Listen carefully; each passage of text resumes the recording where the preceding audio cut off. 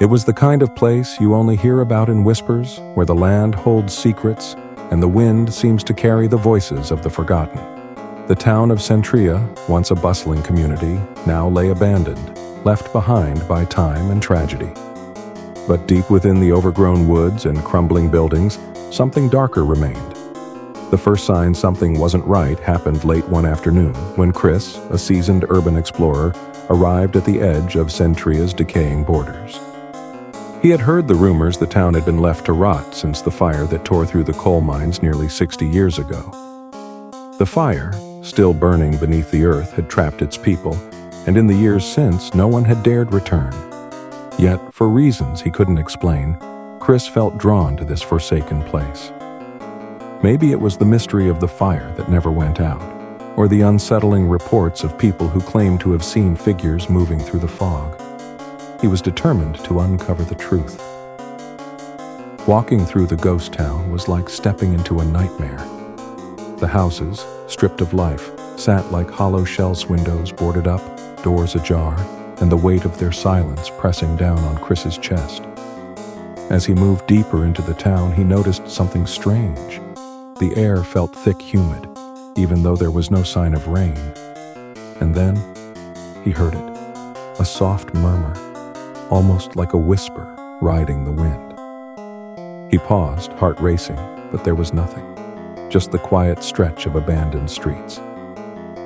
Chris was about to turn back when something caught his eye. In the distance, near the edge of the graveyard, a figure stood.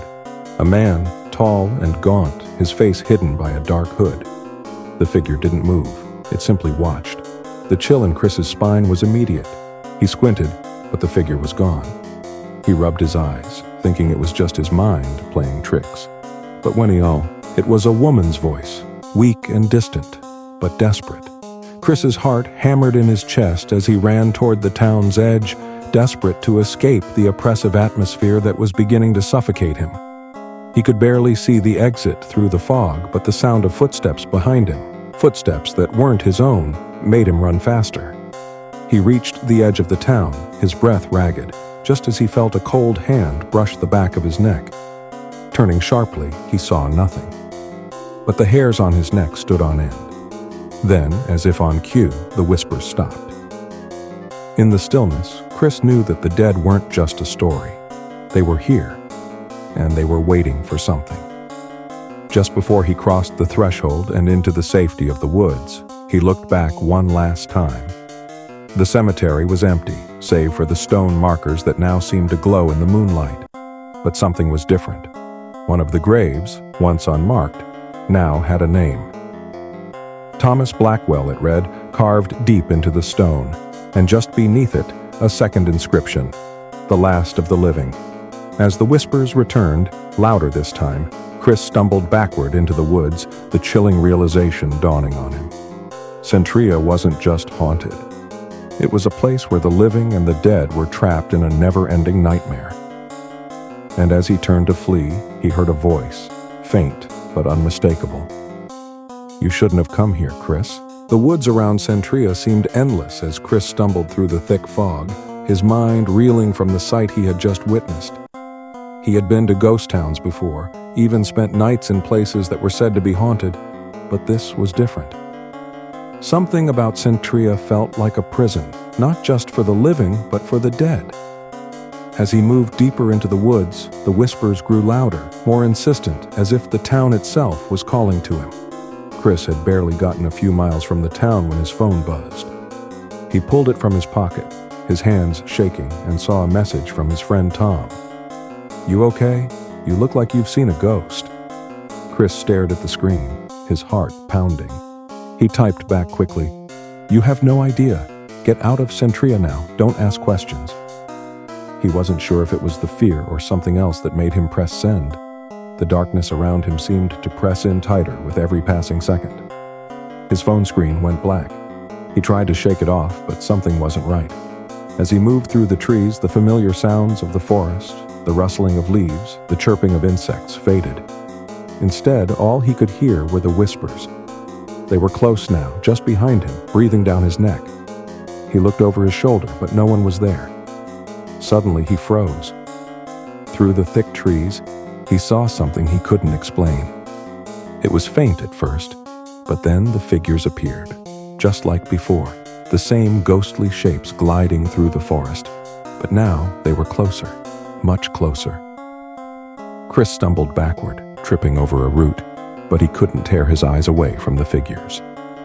They were the same as before, hollow-eyed, twisted versions of the people who once lived in Centriia. Some were women, their faces frozen in expressions of terror, while others were men, their bodies grotesque and inhuman. But the more he ran, the more the whispers seemed to surround him, grow louder, until it felt like his head would explode. It was as if the very air itself was alive with the voices of the dead, trapped in this cursed place.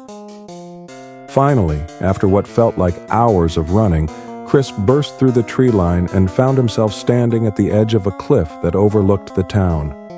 The moonlight bathed the town in an eerie glow, and as he stood there gasping for breath, he saw something that made his stomach drop. The town Centriia wasn't empty after all. There, standing in the middle of the town square, were the figures again. But this time, they were different. They were all gathered around one thing. A man, standing in the center, with a look of desperation on his face.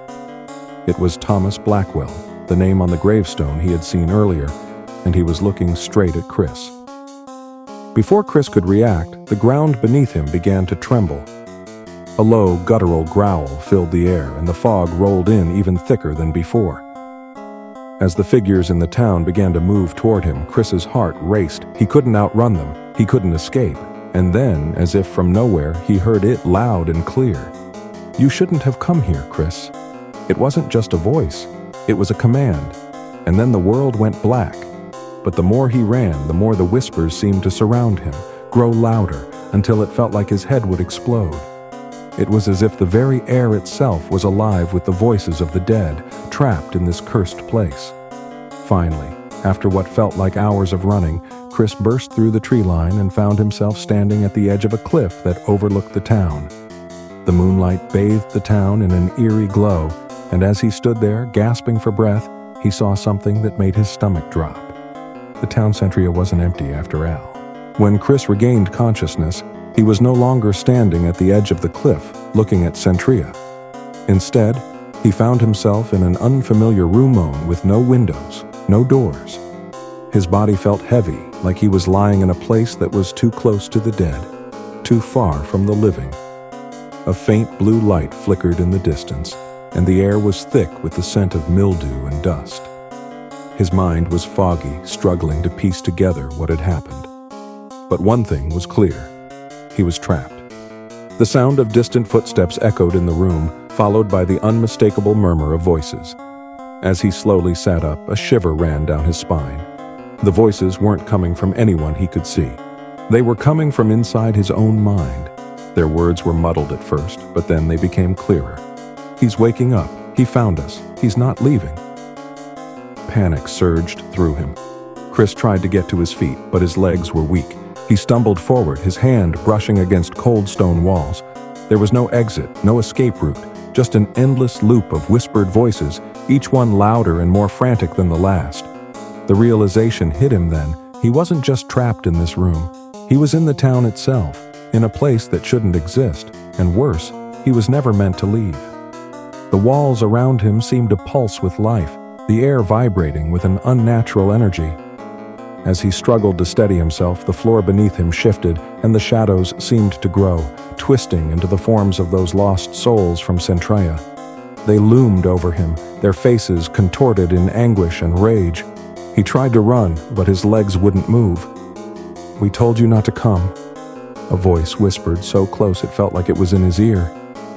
"Now you'll never leave." The shadows began to close in, their cold, skeletal hands reaching for him. He could feel the weight of their touch on his skin, a coldness that seeped deep into his bones. He screamed, but the sound was swallowed by the void.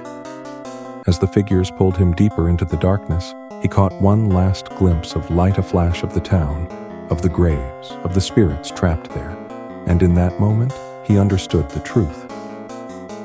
Centriia wasn't just a ghost town, it was a prison. A prison where the souls of the dead were kept for eternity, never to move on. And now, he was one of them. The price of his curiosity, of his unwillingness to let go of the past, was more than he could bear. As the last of the light flickered out, Chris felt his body stiffen. His mind went blank, but the whispers didn't stop. They would never